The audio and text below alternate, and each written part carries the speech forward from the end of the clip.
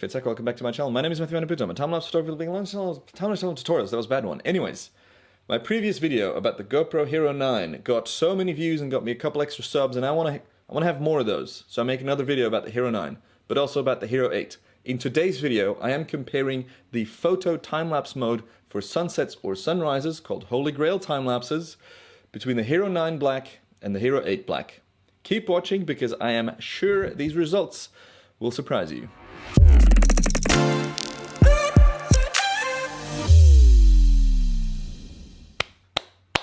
Disclaimer, I made a mistake. I'm only human, right? Hear me out. This video that I made, I wanted to talk about time-lapse photo mode where I shoot a sunset using the fully automatic settings in time-lapse photo mode. After all this filming and editing, I realized that this is not the right way to do it. There's a different way that you should be shooting Holy Grails. So this video is still valid though, because it talks about how the camera behaves in time-lapse photo mode during a Holy Grail shoot. To do it the right way, you should be switching to night-lapse mode, which I'll be covering in a different video. It has a couple of advantages, like for example, your minimum interval is no longer 5 seconds, but 4 seconds. The camera knows what it's doing, and it is better primed to shoot in low light. So keep that in mind while watching this video. Consider this video a insight into how I look at cameras when they're shooting Holy Grails and what goes on when there's, exposure bumps and jumps and glitches. Maybe it's one of these things where I figured out a way how to not do it, and in the next video I will talk about how to do it the right way. So apologies about that, but I still want to share this video because firstly I've put a lot of time and effort into it already, and secondly I think it might be an interesting insight into how a time-lapser looks at time-lapse modes. Anyways, back to me from yesterday. So there are quite a few ways that you can shoot time-lapses with GoPros. Now with the Hero 9, you can shoot in time-lapse photo mode, and you either shoot a series of JPEG photos, which gives you many interval options, or you shoot a series of RAW photos, for which the interval starts at 5 seconds. More about that later. You can also create video files in camera. You just flick to video mode instead of photo time-lapse mode. That's for static stuff. You can also create hyperlapses using the built-in hypersmooth stabilization, and then it's called time warp, and then you create moving time lapses called hyperlapses from walking or on a boat or on a bike or whatever it is that you want to do. In this video specifically, I'm talking about the time-lapse photo mode using raw photos. The reason we use raw photos is because this gives you more dynamic range, it gives you better options for editing, you can change your white balance after the fact, etc. Another reason we're using the photo mode and not the video mode is because the Hero 9 has more megapixels. We get many more pixels, and that allows us to create bigger time-lapse video files. Now the type of shot that we're doing is called a Holy Grail shot, where the light changes, aka a sunrise or a sunset. It's called a Holy Grail because it's difficult. I'm sure many of you know this already, but you got to change your settings because the light's changing, and then you got to use advanced post-processing software to make sure you don't get like a flickering sunrise or a sunset shot, because that's very distracting. Now, I've always had great results when shooting video time-lapses for Holy Grails. I think this algorithm in the cameras going back all the way to 2014, I think I said last time, has, been done really well. Now, I wanted to shoot raw photos for this because of the bigger sensor. We can get 5K video files out of the series of raw photos that we're going to shoot, right? So it makes sense to shoot in photos. The video time-lapses have always been smooth. The reason I shoot them is just because I want to have a preview of what I'm shooting on my main camera, but that takes forever to edit, etc. So the GoPros have always been a good option, to share stuff on social media or on Twitter or on Instagram stories or something like that. Now, I found a couple of interesting things when shooting with the Hero 9 in photo mode. There's a bit of flickering around, and I can't really explain why it's there. I assume it's a glitch, and it will get fixed in a future firmware upgrade, maybe because the GoPro engineers are watching this video, I don't know. But pretty much, I set up both these cameras on a little rig, use the exact same settings, which I will be putting on screen, and I just let them run in full auto mode to see how the GoPro would change its settings to shoot this Holy Grail. When I was done shooting, I loaded the sequence onto a hard drive and imported that in LR Timelapse. Once again, custom time-lapse editing software, more info over here, but pretty much it displays a curve of what the general brightness of the sequence is.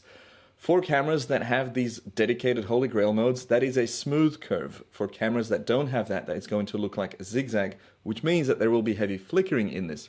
For the most part, the GoPro did very well. As you can see, there is very little flickering, and yes, there is a change in settings, and it's a minute change. You look at these ISO values or look at these shutter speeds, they're changing gradually. Normal cameras will change their ISO from 100 to 125 to 160, And that is that zigzag that you will see because the light's getting darker, the exposure goes up, etc.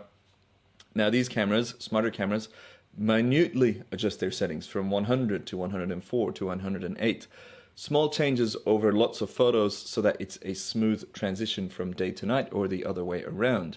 So it seems like the camera knows what it's doing, but here and there I got some weird jumps that I don't know what happened. And as you can see, the Hero 8 actually performed better than the Hero 9 for this. Now once again, I'm sure this will get sorted out in a future firmware upgrade, but it's been interesting to watch this. And LR time-lapse isn't optimized to work with RAW files, so I just gave the JPEG sequence a little deflicker treatment in After Effects, and this is what that looked like. So now you're looking at a Hero 9 sunset shot in full auto mode in time-lapse RAW mode, but I used the JPEGs that I was shooting alongside that, and you can see that before and after the deflickering, quite a big difference. Quite easy to solve that kind of flickering, except for the big dips where the software, really had to try hard to smooth that out over multiple frames. And of course, this is treating a JPEG sequence, not a RAW sequence. Again, the benefit of a RAW sequence is that you have much more latitude to push and pull your exposure and your highlights and your shadows. So once again, always shoot RAW files when you are doing time lapses. Funny little anecdote from the shoot, the Hero 8 and the Hero 9, they were charged at 100%. They started shooting at the exact same time with the exact same settings, shooting the same thing. The Hero 8 died when the Hero 9 still had 33% battery left, which obviously is impressive that it went for that long while shooting continuously and having the screen on continuously as well, because I wanted to do a battery test at the same time. But the spec sheet claims that this is a 30% bigger battery, and the fact that it died with 33% left, it's kind of like right on the spot. So yeah, good battery life in the Hero 9. Now, conclusion. I think that this flickering, honestly, it's probably just a glitch, and I'm sure this will get resolved in the near future by the engineers at the GoPro factory facilities, wherever they are. Quick intermezzo here at the end to remind you. So this is a night lapse mode in photo mode, shot with automatic settings from day to night. This holy grail is absolutely flawless with zero flickering. I forgot I had this shot. This was shot on the Hero 8, and it's a good example of how good the sunset algorithm or sunrise algorithm in the GoPros work. I will be testing this out on the Hero 9, but I have zero doubts that the Hero 9 will do this better than the Hero 8. So stay tuned for that in the next video. I'm still very, very impressed by the Hero 9. It's by far my favorite GoPro yet. And I need to do more testing, but sadly I've run out of time for this video because it's London and it's raining and I won't have time for another sunset shoot before I want to get this out. But yeah, I think that was quite interesting to see how the Hero 8 just held up versus the Hero 9. But I think the Hero 9 has many more benefits than the Hero 8. Obviously, the more pixels that you get.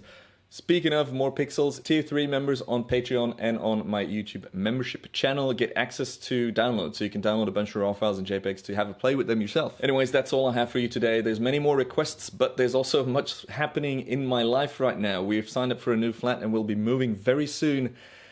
The good thing of that flat is it's got insane views, and I will be able to run some extremely long time lapses and some extremely cool shots from there as well. So for more comparison videos, for more time-lapse content, for more me, you can subscribe to stay tuned, turn on post notifications, and that's pretty much it.